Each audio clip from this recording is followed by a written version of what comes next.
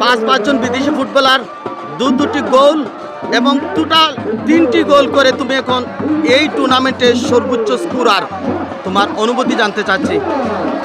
প্রথমে মহান রাব্বুল আলামিনের দরবারও লাখ কোটি শুকরিয়া। আলহামদুলিল্লাহ, আল্লাহর দরবারও আল্লাহ এত বড় টুর্নামেন্টও বালা করতাম পারলাম। আমার টিমরে 2 গোল দিয়ে টিম জিতে পারছি, এটাই আল্লাহর শুকরিয়া।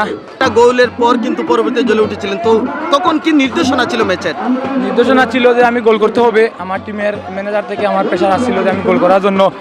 আমার টিমটা ব্যাকফুটে চলে গেছে, অনেক ভালো টিম। এখানে টিম লোকাল, আমার টিম অনেক ভালো টিম। তো আমাদের আত্মবিশ্বাস ছিল আমরা 3-4 গোলে জিতবো প্রথমেই নামার পরে।